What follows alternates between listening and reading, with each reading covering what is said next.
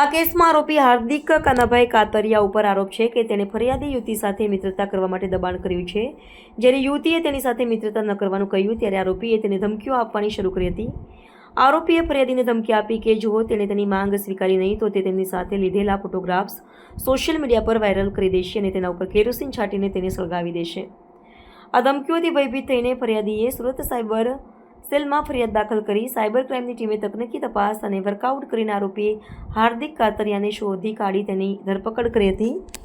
ધરપકડ કરાયેલ હાર્દિક કાનાભાઈ કાતરિયા ભાવનગર જિલ્લાનો વતની છે અને હાલમાં તે સુરતના પુણા ગામ ખાતે સીતાનગર ચોકડી પાસે વિક્રમનગર સોસાયટીમાં રહેતો હતો અને DGVCLમાં નોકરી કરતો હતો.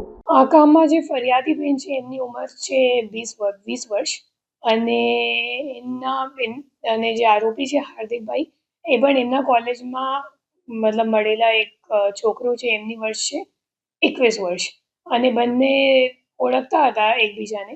અને સામેવાળો એમને ફરિયાદી ઉપર દબાણ કરતો હતો કેટલાક સમયથી કે તું મારી સાથે ફ્રેન્ડશિપ કર કે સંબંધ બાંધ એમ કરીને. પછી છોકરી ના પાડતી હતી તો દબાણ કરવા માટે અને બીજી રીતે પ્રેશર કરવા માટે પછી એક ઇન્સ્ટાગ્રામ આઈડી બનાવી ફરિયાદીની અને એ પહેલાની ઇન્સ્ટાગ્રામ આઈડીમાં ફરિયાદીનો ખોટો અને ઘણો બધો ફોટોગ્રાફ એમનું ઇન્સ્ટાગ્રામ પર અપલોડ કરી દીધા.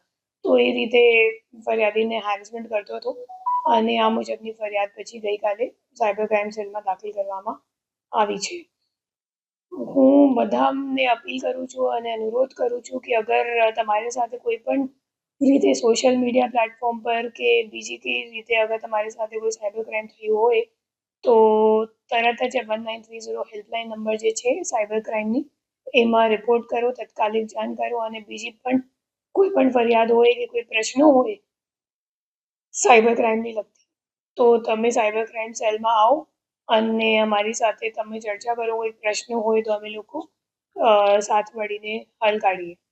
અને કોઈ પણ ન્યૂડ ફોટો કે તમે કોઈ AI આર્ટિફિશિયલ ઇન્ટેલિજન્સનો આજના દિવસે જે ટ્રેન્ડ ચાલી રહ્યું છે કે નાનો બનાનાનો ટ્રેન્ડ હોય કે બીજો કોઈ સાડીમાં અગર તમારો AI મારફતે જે ફોટો બને છે એવી રીતનું કોઈ ટ્રેન્ડ હોય એમાં નથી આવતા.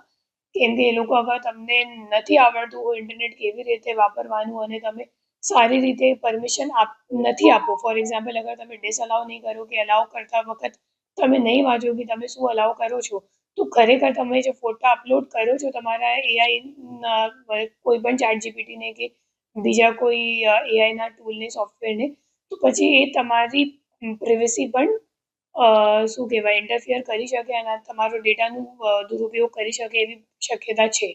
તો એટલે સતર્ક રહેવાનું. જ્યારે પણ તમે કોઈ ટ્રેન્ડની ઝાંસામાં આવી જાઓ તો સતર્ક રહેવાનું અને સારી રીતે વાંચીને જ પરમિશન આપો.